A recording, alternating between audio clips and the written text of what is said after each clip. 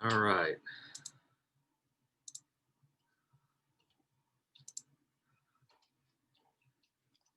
All right, class.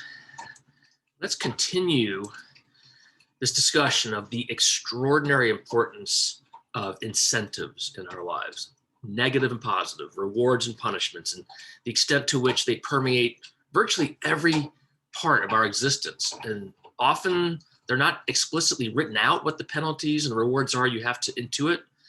Um, but it all comes from the book that we started the class with, Freakonomics.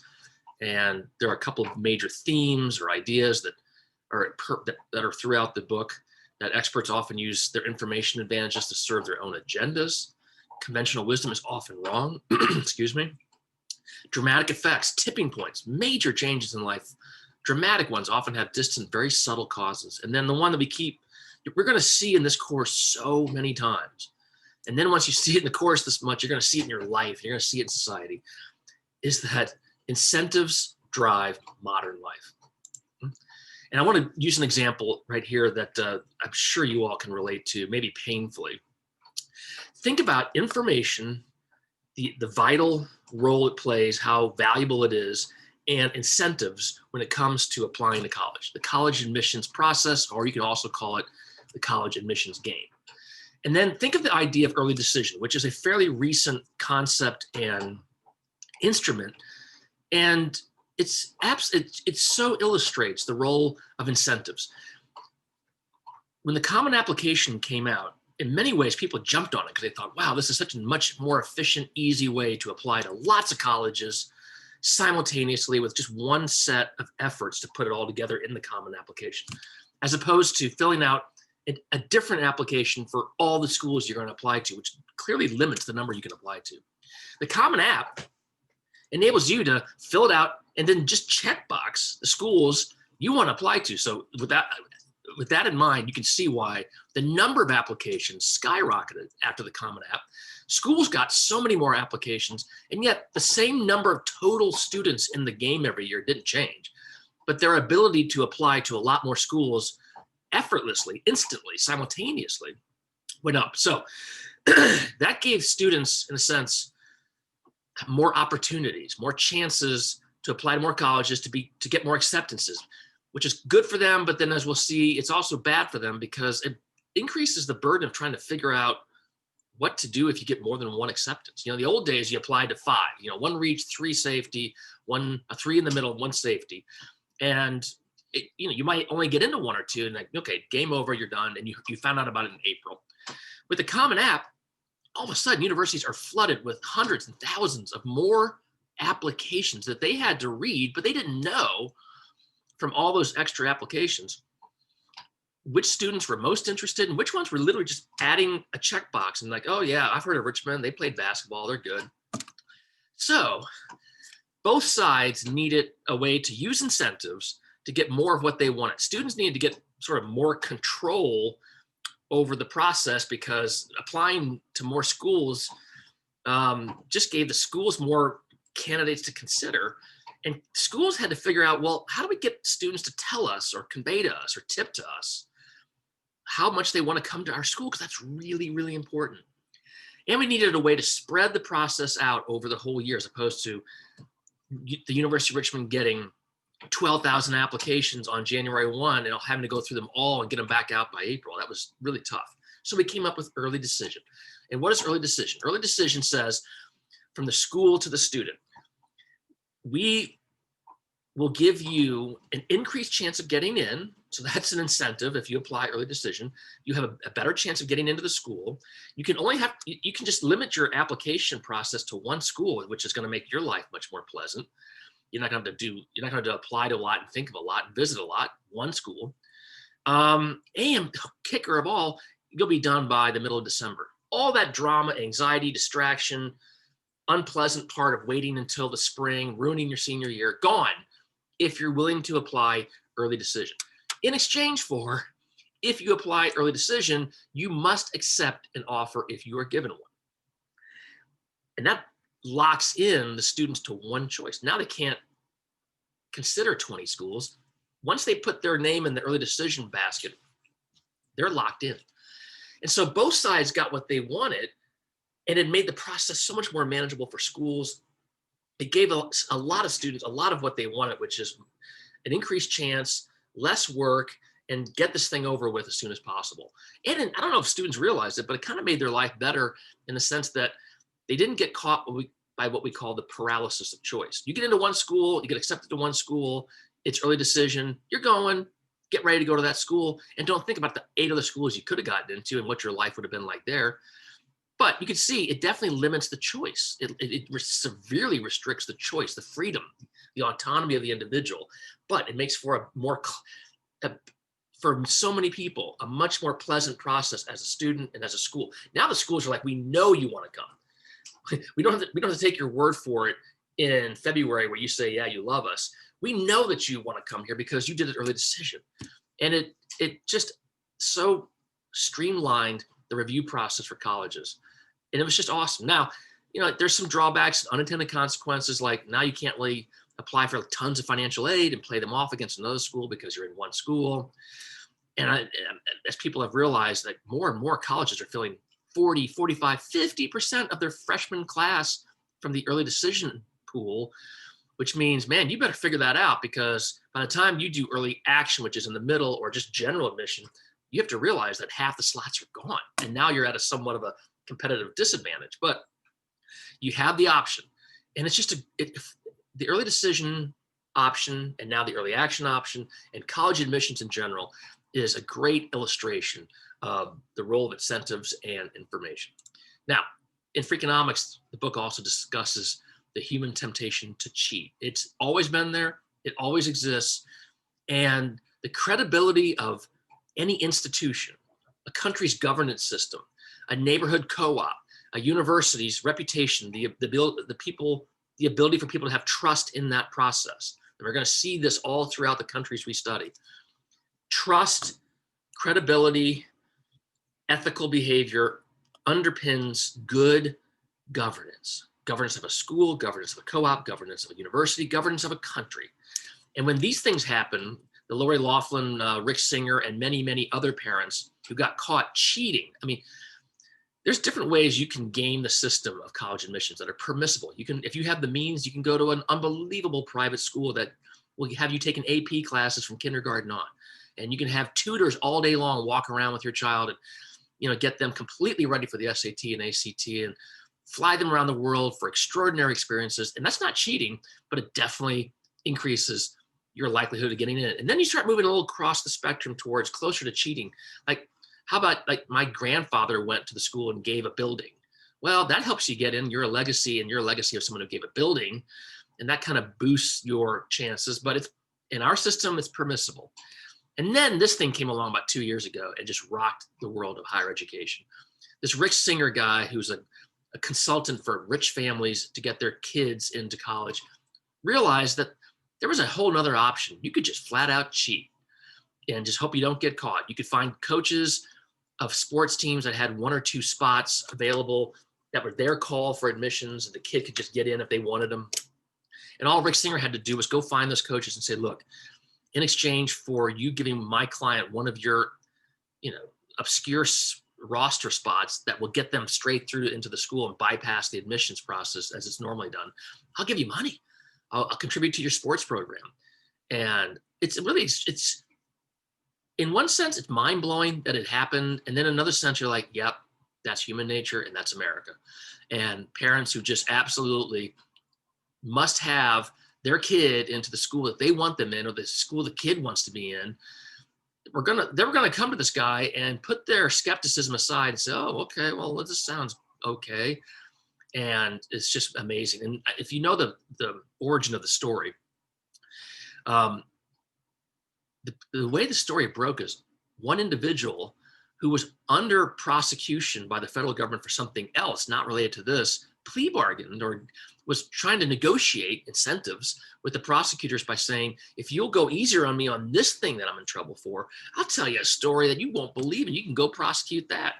And so that's how it's a classic example of how people were responding to incentives for their own self-interest, and in so doing, broke open this unbelievable story.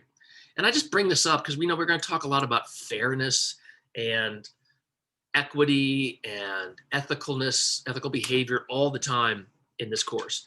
And look at this. Felicity Huffman was one of those parents who got caught cheating. And she paid $15,000 to an SAT test administrator to cheat on her daughter's test so she could get a better score and get into the school she wanted. She goes to jail for 14 days. Tanya McDowell, a homeless mom, lies about her address, just where she lives, so that her child could go to a better public school. Didn't cheat, didn't hire an administrator. I mean, she lied about her address. But in our country, your address is where your kid then goes to school. And she was just trying to give her child a chance to go to a better school than the place she would have gone, and she was homeless, and she gets sentenced to 5 years in jail. She cheated. She fudged. She didn't tell the truth about her address. But on behalf of her child going to a good public school, and look at our justice legal system. And we're going to talk about equity and equality and fairness today in class. And I ask you, as you're watching this, is that fair? Freakonomics also talks about other forms of incentives and cheating. And there's ways you can stretch the rules in sports, and you can game the system by staying within the bounds of what's legal. And then there are lines that we draw that are arbitrary. And then you can see that Lance Armstrong doped and used drugs to do better. The Houston Astros 2 years ago used a camera out in the outfield to watch the catcher of the opposing team and to see the sign he was making to the pitcher to figure out what pitch was coming every time. And then once they figured out the very simple code of fastball, curveball, off-speed pitch, slider, once they decoded 4 or 5 pitches, then they would relay the pitch to the dugout, and somebody in the dugout would have a trash can lid and a bat, and they would hit the trash can lid a certain code once, twice, 3 times to alert the batter exactly what pitch was coming up. And in baseball, if you know what pitch is coming up, it's a whole different game. It's batting practice. And that's cheating. They got caught. You're like, wow, extraordinary. You ought to go read the story of the statistical analysis they did to figure out and confirm the fact that they were cheating. Now, there's cheating like that. And then there's stuff like really, like, what do you call this? Tanking in professional sports is when a team doesn't purposefully play bad to lose. They don't play to lose intentionally. They don't shoot a basketball and shoot it into the stands. They don't throw the football backwards, but they intentionally field subpar, inferior teams. They play players who aren't nearly as good as other players in other teams. Why would you ever do that? Because for many, many years, the worst basketball team with the worst record and the worst football team with the worst record got the first choice in the draft from the best basketball and football players in college. And in both sports, but especially in basketball, if you could get LeBron James as the #1 pick, you could go from, instead of working years to become a better team, you could go from the bottom to winning the championship within a year or two. And so a lot of teams started doing this, and it kind of worked for some teams. And this is another example of the tragedy of the commons.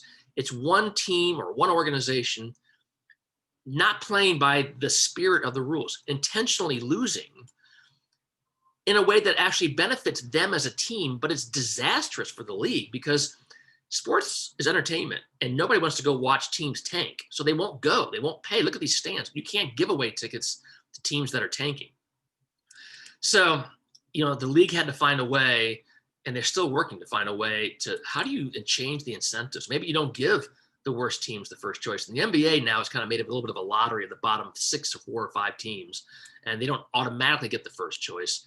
They take the bottom 6 teams, and then they just do a lottery to see of the 6 who gets the first choice. But it's bad for the group, it's bad for the league, it's bad for the sport, but it's good for the individual sports team. Classic collective action problem. Interestingly, the way that European soccer leagues deal with this problem of tanking is that there's 20 teams in the top flight, 20 teams in the bottom flights, or 24 teams.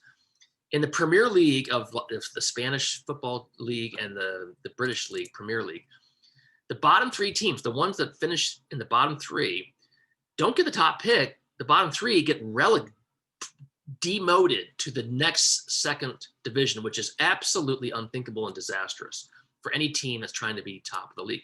And the the junior league, the teams that finish in the top 3 get promoted to take the 3 spots of the teams in the top league that got pushed down. That solves that very, very quickly. Okay, as we'll see throughout this course, what we're trying to do so much with any kind of policy, government policy, family policy, university policy, neighborhood policy, corporate policy, you name it, roommate policy, we're trying to maximize individual freedom and your ability to choose whatever you want and be as free as you want to do whatever you want. You want to tank and lose on purpose to get a better pick in the policy world, and we don't really want you to do that, but we want you to do what you want to do, while also maximizing what's good for the league, the collective equity, the collective safety, the collective fairness and efficiency. We're trying to do what's best for the whole, the group, and for the individual. And they're trade-offs. You can't have maximum freedom and also have maximum group fairness, equity, and safety. Something has to give. And we see this dilemma in the article that you read about $1 Million Murray, of trying to balance individual freedom to let people do what they want to do with what's good for society. And it turns out that there's an 80-20 rule that you remember from our fall semester class, that about 15 to 20% of the homeless population account for 80%, 75% of the costs, which are astronomical. You can rack up $1 million in emergency room costs over a year if you're going as a chronically homeless person to the emergency room multiple times per week. So in one sense, we want individuals, sadly enough, if they don't want to respond to offers of help, if they want to be by themselves and no one wants to be homeless, but if they want to do what they want to do, and you want to let them. On the other hand, wow, we're paying for that. So how do you solve this? And then how as you as society say, we have 15%, 20% of the population that accounts for 80% of the homeless costs that we are astronomical. Maybe we have to force these individuals to respond to extraordinary help if we want to do that.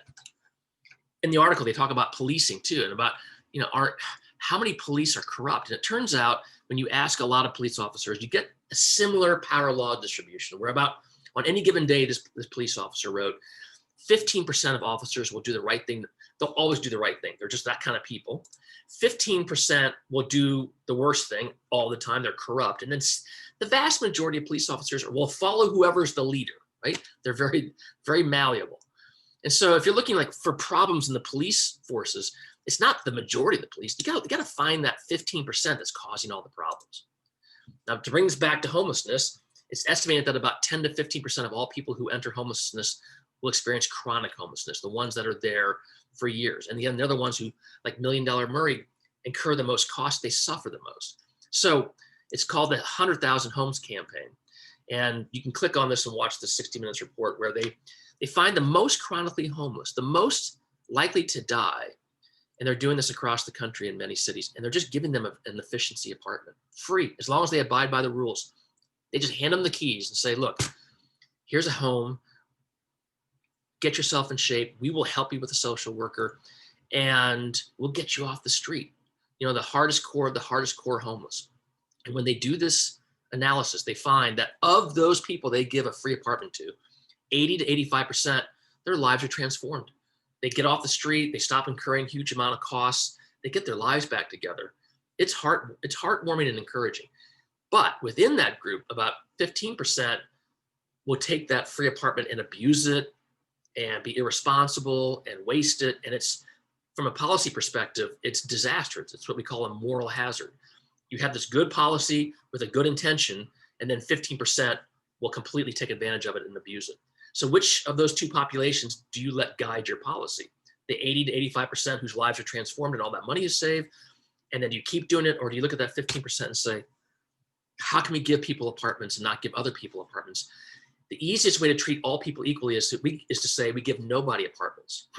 That's the American way, which is we don't give apartments to anybody, because that way we treat everybody equally. But if you treat everybody equally, then you leave hundreds of thousands of people on the streets homeless in a chronic fashion, and they end up costing all of us tremendous amounts of money. And this goes back to the fairness versus effectiveness. These two, remember from the fall, these two monkeys both do the same task. One gets a little vegetable. I'm blanking on what it is. And then one gets a grape, right? And they're in the same group of monkeys. They know each other. They do the same thing. One gets a cucumber, one gets a grape. And in the minute that they get treated differently, this monkey goes ballistic. Why does this monkey get a grape and I get the cucumber? Why does this monkey get Medicaid expansion and I don't? Why does this monkey get a free apartment? We're both homeless. Why does the monkey get it? And human nature does not like differences in treatment. Although when you go back to the homelessness issue, you realize that treating people differently might save you a ton of money. And instead of managing a problem, if you treat people differently, you can solve the problem, which is so much more satisfying and cost effective. And this leads us to the other article you all read today, the equality conundrum. And the reality that we all agree that inequality is bad. Disparities and inequality is probably one of the most prominent issues in the world right now and has been for years. I know in my field in healthcare and public health, health disparities might be the biggest issue, and it causes the most concern and desire to remedy it. But then that begs the question, what kind of equality is good, and how do we measure equality, and how do we define it? What is actually more fair, treating people equally or pursuing equity? And we can share an objection to inequality without sharing a conception. We can all be appalled and believe that inequality is wrong, but we can struggle, and we do struggle with what is a conception and what is the definition of equality. The article uses a great example. Two parents, Michael and Angela, have 4 children, and they're redoing their will to figure out how to divvy things up. The default in the United States, at least, is if you have 4 children, you take your inheritance and divide it by 4. A quarter to Chloe, a quarter to Will, a quarter to James, and a quarter to Alexis. And then they step back and they realize, wait a minute. Chloe is working at Google and she's opening her own business. She has a multi-million-dollar home. She's doing great. Will, our other child, is a social worker working with addicts, and he's paying off student loans from becoming a social worker. Wow, his needs are much more than Chloe. And he's also kind of she's working for a huge for-profit. He's helping the poor and those who are addicted. And then they have 2 twins, James and Alexis. James, stoned underachiever and aspiring YouTuber, and he plays Call of Duty all day. You give him money, he's just going to buy more drugs or whatever, or he's likely to unless you change the incentives for him. How much money do you want to give to James? And then Alexis is a poet. She's a poet with a health condition. Unlucky. She was born with a congenital condition that could blind her at middle age. And now you're looking at your children going, well, do we do it by equity? Do we give a quarter? Do we do it based on need? Because Alexis might have huge needs later on. James may have needs, but for different reasons. Will have some measure of need. He does have some need right now, and he's doing kind of more noble work than James is. And then Chloe, how much does Chloe need? Maybe she doesn't need all that much. On the other hand, they're all your children. And so you kind of want to be fair, but what is fair if you disregard need? What is fair if you disregard behavior? James might end up being the neediest, but not because he's the unluckiest, because he's the most irresponsible. So, the inheritance dilemma shows the difficulty of balancing the goal of the equality of resources with the goal of the equality of welfare, and trying to balance individualism with egalitarianism. We want all of this. We want this and this, but you can't have 100% of both. You have to give some of this. You got to give up some of this to get more of this, and vice versa. And you guys can click on this, please do. This is a big debate about how do we allocate ventilators? If there's more people that need them than there are ventilators, how do you allocate it? Do you do it by age? Youngest first, who are most likely to survive, or should you go with the oldest first? Should you go with the sickest first? But what if you go with the very sickest? They might not survive. Maybe you should go with the kind of sick, and that leads to, should you go with those who are most likely to survive? The default for most human beings is first come, first serve, which is fine for, Chipotle and dining hall, but not good for ventilators, maybe, not necessarily. Do you give it to those who can pay the most? Oh my gosh, that seems very unethical. Do you give it to women who are pregnant? 2 lives involved instead of just 1. How about, do you give it to doctors and nurses who you need to save to keep them able to treat all these other people that we're talking about? Now we're talking about a similar dilemma of rationing when it comes to the vaccine, not ventilators, but the vaccine for COVID. And now who do you give it to? One school of thought is go out there and look at the communities in our society who have experienced the most death. And that would be communities of color and immigrants and essential workers and people who can't shelter at home and African Americans and Hispanics, maybe they should be the first in line to get all the vaccine first, and then we'll give it to other people. Because look at the statistics. They have caught and died of COVID at rates that are triple, quadruple, and even higher than other populations in the United States. So maybe we should go with them first, go with racial groups that have been hit the hardest. Maybe go with the oldest first because they're the ones who are most likely to die. Maybe you combine these and you say, we give it to older people of color, right? That might be the optimal way to do it. Who knows? First come, first serve, not for vaccines probably. Those who can pay the most, that may be happening right now for all we know. Women who are pregnant, do you give it to doctors and nurses? That's how we started off with the vaccine. We've given it to doctors and nurses first because the thinking is we got to get them safe and protected so that we can continue to treat all the people coming in. Another school of thought says maybe you should give it to poor countries before you give it to rich countries, even though the vaccine is going to be a lot more available in rich countries than it is in poor countries. But that's not necessarily the fairest way to do it because the poorest countries are the most vulnerable and in that sense, the most in need of protection against this disease. They don't have multiple guest homes and insurance and government programs. They're day laborers in many of these countries. And so maybe they need the vaccine first, and maybe they should get the vaccine first. The article ends by saying, instead of these binary choices, this group or that group, this is ethical, this is not ethical, this is equitable, this is not equitable. He uses the example in this book, The Elements of Justice. The author, David Schmitz, begins by asking us to contemplate what makes a neighborhood a good place to live. A thriving community might have a grocery store, fire station, library, playground. It doesn't just have one thing, it has multiple things. And his argument is that maybe a system of justice that has equity and fairness might not just be one structure or one policy or one way of making up these guidelines. It might have a few different structures. And the different structures in the neighborhood of justice and equity and fairness might be equality of people, meaning what they deserve, reciprocity, and need. Let me explain these to you. Citizens are owed equality before the law. That's one principle that says treat them all equal before the law. So if everybody speeds, they all get the same ticket. Now, workers at a company might be compensated differently depending on what they have accomplished, what they deserve. So someone who works 40 hours a week should be paid more than someone who works 20 hours a week. You don't want to pay them the same. That's not fair, actually. And in relationships with our partners, we favor reciprocity. We don't say, well, we need to be equal and you've earned more in this relationship. We just say, look, I do for you, you do for me. That's what makes a good relationship. That's equitable and fair. And in trying to do right by our children, we may ask, what do they need? Not just you get a quarter, you get a quarter, you get a quarter, you get a quarter of the inheritance, but you might factor into that each child's different level of need. And that might be a better, fair, more equitable outcome. None of these principles are capacious enough to serve in every situation. You have to, in a sense, fit them for the different situations in your life, in different circumstances. And they use the example of a sporting team. It's a really good example. A coach has a team of players, the UR women's soccer team. They're all on the soccer team. They all got to be on this team, which is special, but they're not all exactly the same. They play different positions, and some are older and better, and some are younger and they're getting better. So you kind of want to treat them similarly, equitably in terms of practice, in terms of they all get jerseys, but you're going to play your better players more often because you're trying to win, right? A coach doesn't run her team on egalitarian principles alone. She must field the best players more often, but she doesn't want to run a ruthless meritocracy either.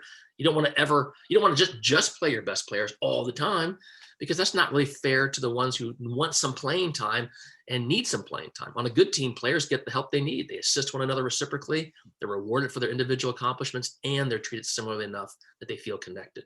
But they're not treated all the same all the time in every way. And yet they all are, in a sense, equal. They're equally on the team. And so you can look at this little graph down here. That's equality. They all got the same box. But it's not the optimal way to use those boxes for a better, fairer, more equitable outcome. This would be a more equitable outcome. You adjust the resources based upon need. So think about that as we continue over the course of this semester to think about policies and equity and fairness. Okay. See you all next class. Bye-bye.